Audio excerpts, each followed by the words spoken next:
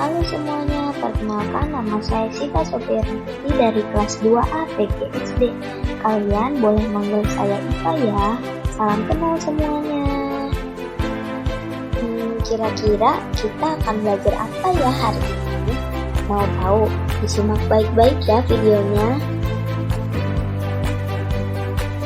Hari ini kita akan belajar tentang klasifikasi makhluk hidup. Di sini saya akan menjelaskan tentang pengertiannya, sistem klasifikasinya, dan pengklasifikasiannya. Sebenarnya, apa sih klasifikasi makhluk hidup itu?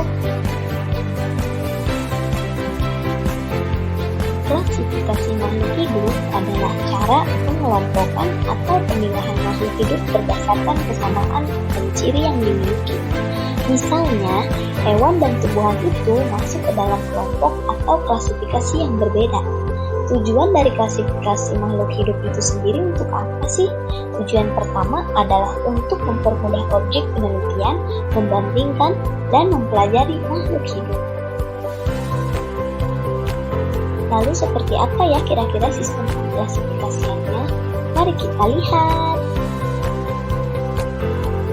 Sistem klasifikasi makhluk hidup saat ini digunakan yaitu berdasarkan sistem klasifikasi INEOS, yaitu sistem yang mengklasifikasikan makhluk hidup berdasarkan takson. Waduh, apa itu takson? Takson adalah urutan klasifikasi makhluk hidup berdasarkan ciri-ciri makhluk hidup dari yang paling umum hingga khusus. Nah, ilmunya itu disebut dengan taksonomi. Berikut adalah urutan takson pada makhluk hidup.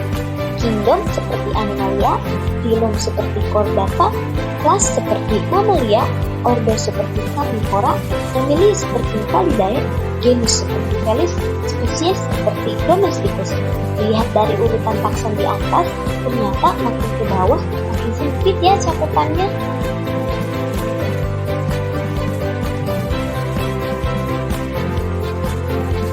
Selanjutnya, mari kita mengenal klasifikasian makhluk hidup ini. Klasifikasian ini disusun berdasarkan persamaan maupun perbedaan yang diurutkan berdasarkan kelompok. Yang pertama ada Monera. Monera adalah kingdom yang paling sederhana karena ia bersifat prokariotik. Apa itu prokariotik? Prokariotik adalah makhluk hidup yang tidak memiliki membran inti. Monera hanya memiliki dua anggota, bakteria dan cyanobacteria atau alga hijau biru. Nah, setelah kita tahu ciri-ciri Monera yang paling utama adalah prokariotik, sekarang kita rinci aja ya ciri-ciri lainnya dari Monera. Yang pertama yaitu prokariotik atau tidak memiliki membran inti. Yang kedua itu membelah diri atau konjugasi. Dan yang terakhir adalah sel satu atau bakteri atau bersel banyak atau berkoloni. Jadi, kalau kamu menemukan makhluk hidup yang memiliki ciri-ciri seperti yang di atas, berarti ia masuk ke dalam kingdom Monera. Selanjutnya adalah Protista. Nah, kalau kingdom Protista ini kebanyakan merupakan parasit nih guys. Jadi, anggotanya merugikan manusia, hewan, maupun makhluk hidup lainnya. Berikut adalah ciri-ciri dari Protista. Yang pertama yaitu eukariotik atau memiliki membran inti. Yang kedua yaitu bersel satu atau bersel banyak. Dan yang terakhir yaitu bisa mengalami pembelahan biner atau konjugasi. Oh iya guys, Protista itu ada yang mirip hewan, tumbuhan, dan jamur loh. Namanya juga beda-beda nih. Protista yang mirip hewan disebut sebagai protozoa. Ini adalah hewan yang paling tua. Selain itu, protozoa juga tidak bisa membuat makanan. Selanjutnya adalah fungi.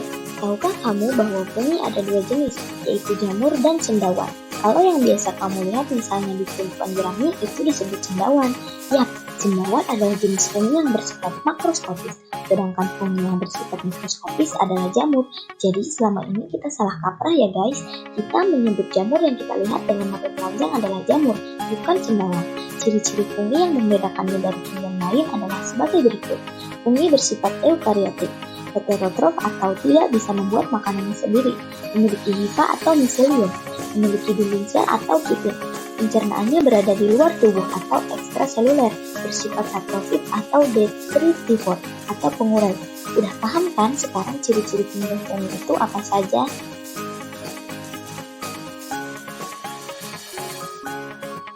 Selanjutnya adalah plantae atau yang biasa disebut kerajaan tumbuhan. Wah, kebayang banyak banget ya. Kira-kira dari tumbuhan sebanyak itu, cara mengelompokkannya bagaimana ya?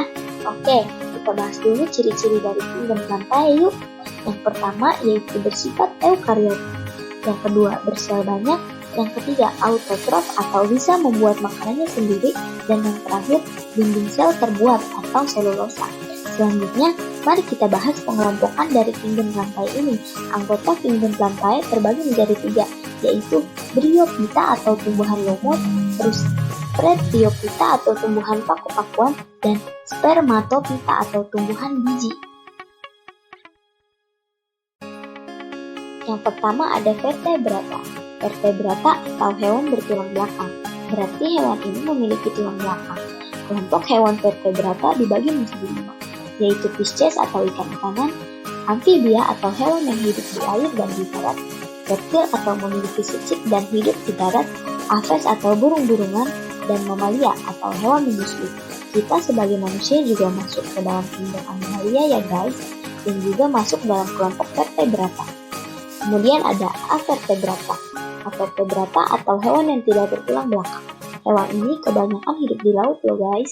Kelompok hewan avertebrata yaitu Porifera atau hewan yang memiliki pori-pori, contohnya spons, Coelenterata atau berongga, contohnya terumbu karang dan ubur-ubur, Vermes atau cacing-cacingan, contohnya cacing pipih atau Platymelinthes, atau Arthropoda, kaki berbuku-buku dan bersegmen, contohnya laba-laba atau Arachnida, dan Molluska, hewan lunak, contohnya siput. Nah, itu dia pembahasan mengenai klasifikasi makhluk hidup. Udah paham belum? Kalau masih bingung, kamu bisa mendapatkan penjelasan langsung dari tutor IPA di sini. Semoga pembahasan kali ini bermanfaat buatmu dan mudah dimengerti ya guys. Have a nice day!